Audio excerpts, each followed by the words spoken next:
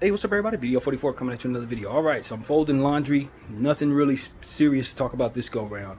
I just read somewhere that Dillon Brooks said he's the best perimeter defender in the world, in the USA, anywhere. I'm gonna be honest with you. He is the quickest person I've seen get out to the perimeter, period. He's the fastest. I don't know if that makes him the best perimeter defender in the world, but what I'm saying is he's extremely gifted in that specific area, and I haven't forgotten that. He ain't good at shooting the rock. He ain't particularly good at getting others involved.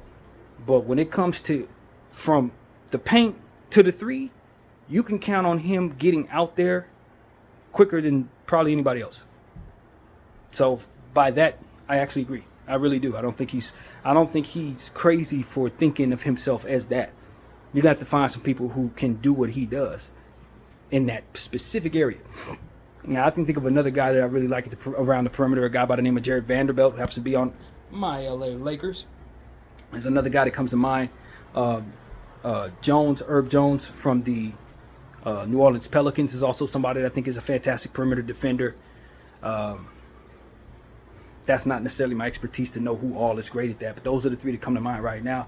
And I'm of the mindset that Victor Wembanyama is going to be a fantastic perimeter defender as well because of how well he moves and just how much length he actually has. Think about guys like Evan Mobley. Anybody with that type of length, you expect for them to be able, with the size and the ability to move out around, to be able to get to the perimeter. A guy like Chet Holmgren, you would just think just by nature he should be able to guard the perimeter very well. But as far as guys who are of regular height and just a guy who might be very gifted at guarding the perimeter, you can count on Dillon Brooks being able to have that as a specialty in this game that's comparable to the best there is. So, yeah, I don't think he's crazy for that, man. I really don't. How is he going to do in Houston? Now, Houston, I'm telling y'all, man, y'all got to understand something about the Houston Rockets. For me, as a fantasy basketball fan, they have more relevant fantasy players potentially than maybe any other team in the league, man. The ceiling of their guys, the ceiling of their role players is higher than most of the teams in the league, if not all of them, because of how well they've drafted, coupled with the acquisition of a guy like Fred VanVleet. They got guys like Jeff Green and stuff like that. You just know that the ceiling of the talent that they have is ridiculously high from player to player to player to player to player. And when it comes to fantasy relevance, their seventh guy could be your second best player. If you're a team that doesn't have a whole lot of talent. Think of a guy like what's the young fella's name, the point guard, Kevin Porter Jr. Kevin Porter Jr. is going to be an all-star someday, if not this upcoming season if he gets the right situation. And he's probably likely going to either have to play some two guard or come off the bench because of how much talent that team has. More than likely off the bench, believe it or not, because you're going to start Fred VanVleet. You're likely going to start Green. And then you got all these other guys like Cam Whitmore, Amen Thompson, and all these different guys. All of them hold fantasy relevance. Dude by the name of Alperen Sengun. So I think Alperen Sengun has a chance to be a fantastic all-star level player for years to come. Jabari Smith, the jump that I'm expecting Jabari Smith to make from last season to this season is going to be way higher than most jumps, just based on what I've already heard from experts talking about how they've seen him play in the summer league and how much he's added to his bag in just one season. So I'm telling you, I'm not certain the Houston Rockets aren't going to be one of the best teams in the league this year. I'm not certain of that. Now, I'm not necessarily expecting that because they are very young. Some of the guys that they're carrying over from last year, from what I understand, they didn't really have all that much maturity to them and all that. But it's not about necessarily that. We're talking about talent. It's just pure God-given talent. Houston Rockets have as much God-given talent as anybody in the league. And, them getting Cam Whitmore didn't help. Having him fall to 21 or whatever the heck kind of crazy value he ended up falling in the draft, that just overall raised the talent level of that team that it was already head and shoulders above most in that way. So their starting five is as talented as any starting five I've seen, really, just in general. That is a super team if I've ever seen one. They just have to develop together.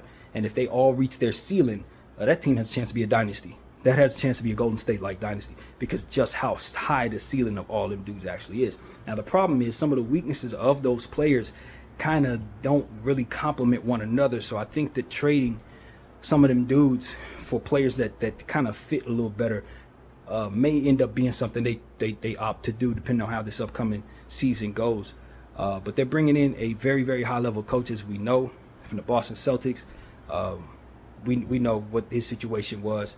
Ime Udoka, He's now with the Rockets, and he's inheriting a uber talented young core that goes 12, 13 deep. So even with the trades that they've made, getting rid of a couple guys, they still kept enough of them to make them head and shoulders one of the best young teams out there. And I've been on record saying I think they're assembling the best young team ever assembled.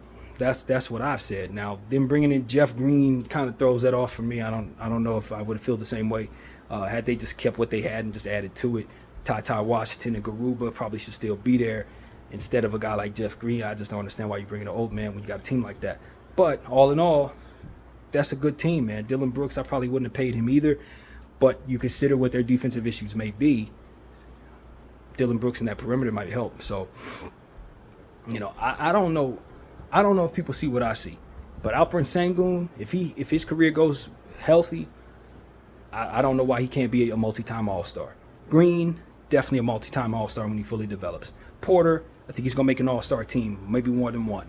Jabari Smith, more than one All-Star team. You see what I'm saying? Cam Whitmore, he's gonna make an All-Star team. People shouldn't have slept on him like that. Amen Thompson, perennial All-Star if he develops into what he's supposed to. So you see what I'm saying? The ceiling of these dudes is just higher than most of these teams. Your role players ain't that good in comparison to theirs. So does it translate to them being a winning team? I don't know.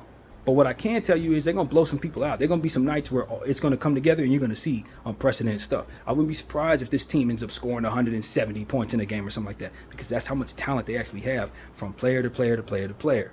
And you adding Fred VanVleet to that just makes them that much more lethal. So, hey, I don't know. I won't be the guy that's surprised to see the Rockets in the second round this year. I won't be surprised. I also won't be surprised if they end up in the lottery again, because that's just the immaturity of a lot of the talent they have. But with Ime Udoka coming in, it's a new day. That is a fantastic coach. He's going to demand respect. He's going to demand the most out of those players. And I don't know. I think the Houston Rockets have a ceiling that's really, really high, a really, really high ceiling. So I haven't heard too many people talk about them. I hear people talking about other young teams like Detroit and Orlando, of whom I believe in as well. But I don't know that either one of those two teams have exactly as much talent as the Houston Rockets actually do have. And if it all comes together, it's going to be hard to beat them. So that's pretty much what I got to say, man. My name is BDL44. I thank you all for watching. Out.